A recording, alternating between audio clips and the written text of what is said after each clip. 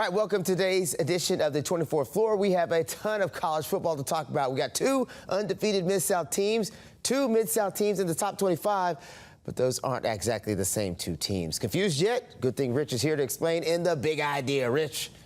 The Memphis Tigers are 5-0 for the first time since 2019. But here's the catch. They're still unranked. Despite piling up wins and explosive plays, national voters are keeping them on the outside looking in. Roll that big idea stinger.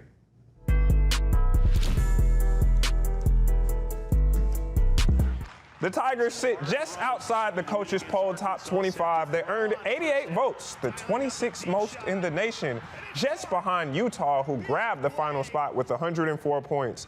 Memphis also ranked 29th in the AP poll, while South Florida came in at 26. No non-power conference team made the top 25 this week, but the Tigers were the highest voted in the coaches' poll and second highest in the AP. Their case for respect grew last Saturday with a 55-36 win at Florida Atlantic. Brendan Lewis threw for nearly 200 yards and 4 total touchdowns, including a 73-yard strike to Cortez Branham Jr. Greg DeRosier added a 90-yard scoring run as Memphis exploded for 31 points in the fourth quarter. The Tigers are 5-0 under Ryan Silverfield and host Tulsa this Saturday in their first home conference game of the year. I just love how hard this team plays, how hard this team works, and in every phase, every position on the team. Everybody wants to win, and I just love how when adversity strikes, no one points fingers, no one gets scared, no one gets rattled. From top down, the coaches aren't tripping, no players are fighting with each other. We all just know that we can get through this together because what we've done since January. So that's the biggest thing, is just how we battle through adversity and just find ways to come out on top. All right, now to talk about the Memphis Tigers, let's bring in the man who knows the Tigers like I know tacos, and I know tacos really, really, really well. Talk about the inside man for the Daily Memphian. You don't know nothing about them tacos. Oh, just don't get me started, Ruben, but let's keep it on point. He's a frequent friend of the program, FB2, Mr. Frank Bonner II. Welcome to the program. Just the one clap. Appreciate y'all having me on, as always. 5-0 start, it's a lot to talk about. Let's get right to it then. You mentioned there's a lot to talk about. 5-0, undefeated, still not ranked, but I personally don't think a win over Florida Atlantic is enough to get you ranked. Frank, what's your take on what Memphis has to do to get in that top 25? I mean, you just got to keep winning, right? When you look at where they started at the beginning of the season in terms of where they were outside of the top 25. They do have the marquee win over Arkansas, but Arkansas is looking like a program that, it's not all that great. And so you just keep stacking wins, and eventually they'll crack into the top 25. After beating Tulsa, the other part of it is you have to play a little bit of a puzzle game. There has to be enough top 25 teams that lose to be able to boost you in. And so there's some jigsaw puzzling going on with that. Frank, let's look at that FAU game. That fourth quarter was electric, 31 points in just under 10 minutes. What does that kind of say about the finish of this team? Dialing up a deep shot, and it's caught. Big play. To continue to move the ball offensively, right? They don't throw at as high of a level as they've done in previous years, but that run game continues to go. And so when you have a lead like that, what you want to do is continue to drain the clock by running the ball. And when you're able to run the ball as effectively as they are able to do, you're still going to score points, even though you're trying to drain the clock at the same time.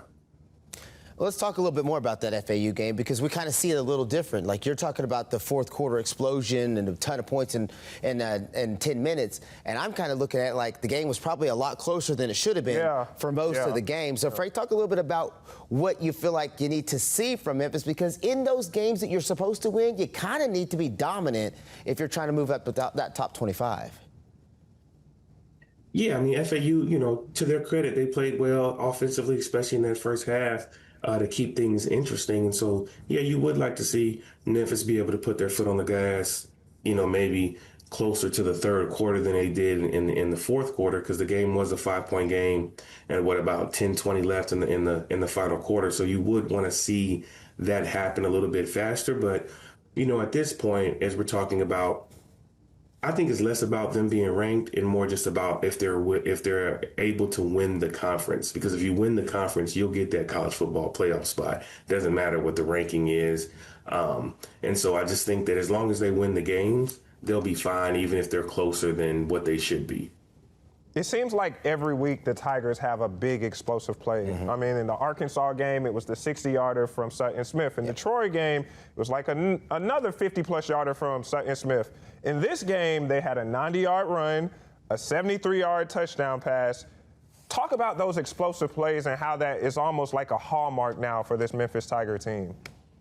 Yeah, when you've got two dynamic running backs like Sutton Smith, we've already seen what he's been able to do. I know how big of a fan you are of Sutton Smith, and then now that Greg DeRosier is back, he's healthy.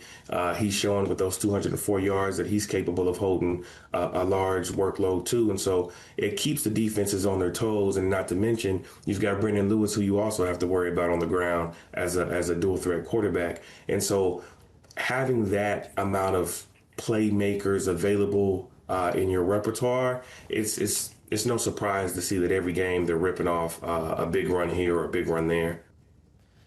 Now, so most of the time we talk about the quarterback play and what the quarterbacks are doing and how the quarterbacks are leading the way. But, man, I don't know that almost 300 yards rushing on the game for Memphis. They are a running team. The quarterback can run, running backs can run. It's a running squad. I feel like DeRosier must have heard what I said about Sutton Smith taking his chain, because he came out and he had that 90-yard play, and he had 3 touchdowns, which is the first time they've done that in a while. I wish I knew the year.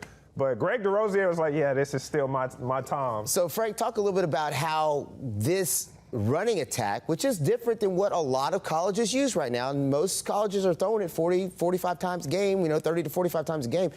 Memphis is putting that ball on the ground, running that thing. Talk about how that can help them in the long run.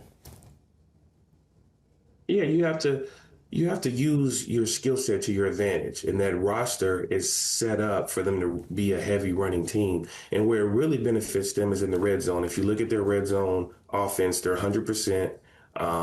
And most of their scores have been touchdowns versus field goals. And the reason of that is because they've been able to run the ball effectively. When you get down to, when it's 20 yards left between you and the goal line, Silverfield talked about it, that field shrinks a little bit. And if you can't run the ball, that can create some issues in the red zone. Well, Memphis, their best attribute is their ability to run the ball. And so I think that's why we're seeing so many touchdowns scored in the red zone, is because it's very hard to stop the run against Memphis right now. Now let's get back to Saturday and the game against Tulsa. Now all 3 of us have our Oklahoma connections. I worked in Tulsa. Yeah, Ruben worked in Tulsa. Ruben and I both went to Oklahoma State. And Frank, you worked in Tulsa. And how the connective tissue is, Tulsa has a win over Oklahoma State, which isn't saying much because Oklahoma State's not good. But nevertheless, that is still a Power 4 victory. So what kind of challenge do you think, Frank, Tulsa presents for Memphis? Well, it starts with the defensive line. I mean, if you look at the stats in the American, right, the top two guys that are leading the American in sacks are both on the Tulsa defensive line, and so that's where it starts. This is going to be a huge game for the Memphis offensive line to be able to see if they can continue to assert their dominance. We talked about the run game, but not just in the run game, right, in pass protection, because Tulsa's going to come after you when you're dropping back to pass the ball. And so I think this game will ultimately be decided in the trenches. All right, Mr. Frank Bonner, appreciate your time today. We know you got things to do other than sit around and talk to us all day, so we appreciate you taking the time to talk Memphis Tigers football with us. Your time is always valued. Have a great rest of your day, sir. No problem. Same to y'all. All right. All right, time.